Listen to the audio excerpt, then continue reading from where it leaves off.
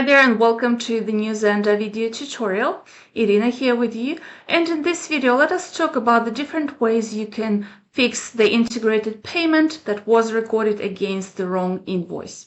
There may be different use cases for this, so let's have a look together. And we are talking about integrated payments such as Stripe or Tyro if you are located in Australia. The first use case I want to show you is when the integrated payment is recorded for the same client but on the wrong invoice. And let me show you how this can be fixed.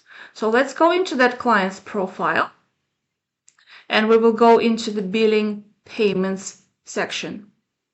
So here we can see an integrated payment collected through Stripe, and we collected it on the 3rd of July. So what we'll do, let's click the date of this payment to open the edit page. You can see that all these fields are grayed out, but what we can do, we see the list of invoices that have been created for this client, and this payment collected on the 3rd of July is allocated towards the invoice with the 10th of July date, and this is incorrect. So how can we fix that? First, let's remove the check from the incorrect invoice. This way we will unallocate the payment from that invoice. And now we only need to check the correct invoice. That's where we want to have this payment recorded. And we'll just save the changes. And that's it. As simple as that. Just remove the payment from one invoice and allocate it to the correct invoice. Now let us talk about a different use case. For example, you process the payment for the wrong client and on the wrong invoices, but these clients are related, like here. They may be a father and son, they may be partners, they may be siblings. So what has happened? We processed the payment for on the invoice for Jordan Smith, but actually it needed to be on the invoice for Peter Smith. How can we work around that? So the first thing to do is we need to ensure that these two profiles are connected with each other as contacts. So let's go into one client's profile and here go to the contacts page and add Jordan as a contact to Peter. Here you go, let's save those changes. And now let us go into the Jordan's profile. You will see the View Contacts Full Profile button here. And let's go to Billings and Payments. We see this payment here collected for Jordan. So let's click the date to open the list of payments. And now let us find the invoice that this payment has been allocated to. There you go. Sitting here on the top, let us remove the check. So we'll unallocate the payment from the invoice and we will save the changes. Now what we will do, we will go to Peter's profile. Let's find it through here quickly.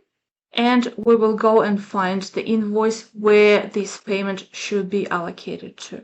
So let's go to the Invoices page. And we need to use this payment to pay for the invoice with the date of the 10th of July. So let's open that invoice and make it payable by Jordan Smith, by the contact.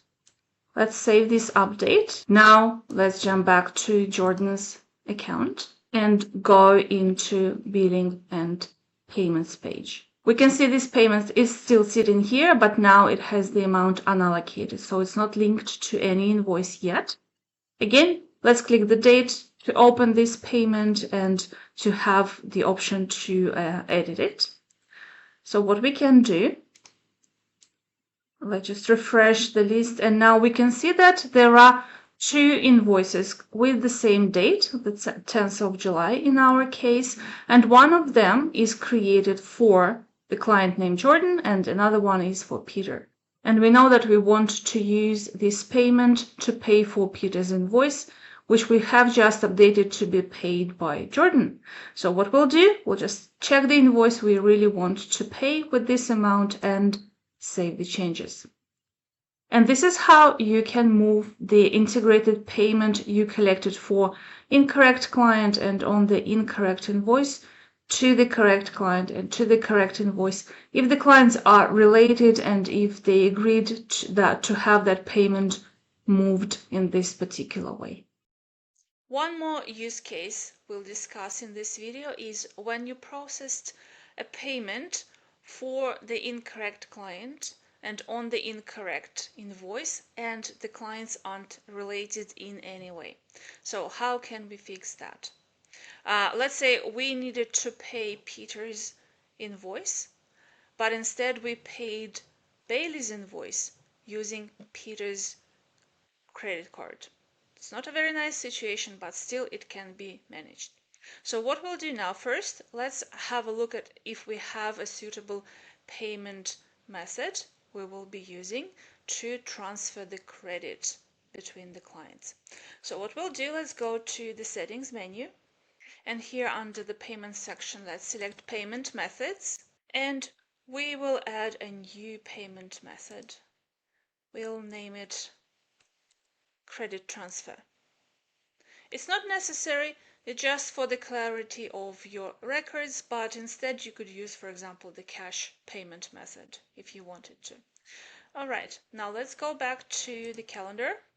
And what we will do now, we'll go into Bailey's invoice, which has been paid.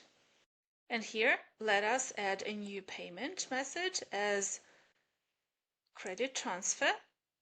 Make it negative, and we will leave a note here on the invoice to tell our team what has been done. Let us save the invoice, and next time you can process the correct payment for this client on the same invoice to have it actually paid by the correct client. Now let's jump back to our calendar. And now let us work on Peter's invoice to have it paid with this credit transfer. So let's open Peter's invoice. Remember that Peter has actually paid for this invoice with his credit card. It's just the payment was recorded on incorrect invoice. So now we have to make amends here in a Zanda account. So we'll go into the payment section and select our credit transfer payment method. Make sure it's positive now because we are actually paying for this invoice. And again, we can leave a note about this payment. So now we have the invoice paid. Let's save it. And this way you put the records straight.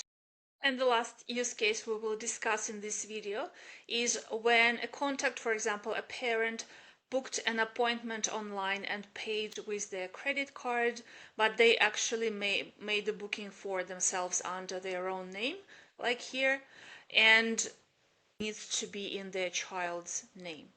So first of all, let's make sure that our client who booked this appointment using their own name and card details, but it has to be for their contact, for their child. Let's check that they are actually connected as contacts. If not, please connect them. And now, once this connection has been made between the two client profiles, let's fix this situation. So what we'll do first, let's remove the payment from this appointment.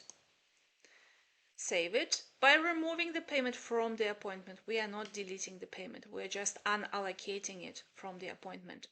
And now we can delete this appointment that was created in the parent's name, and we will create the child's appointment instead. Select the same service and save. Now let's open the invoice to edit it and make it payable by the contact, by the person who actually paid for this invoice. Let's save that. And now let's go to the payment on the same invoice. Click Add Payment, and we will see this existing payment we just unallocated from the incorrect appointment available here because this is saved under the payee profile. Let's select that and save the invoice. And there you go. We created the appointment for the correct client at the correct time and place and practitioner, and we made it payable by the person who actually booked it online for their contact, for their child, for example. And that's it. That's how we fixed an appointment. We booked it for the correct person and we transferred the payment from the incorrect appointment. So thank you for watching. I hope that you find these instructions helpful, and I will see you another time.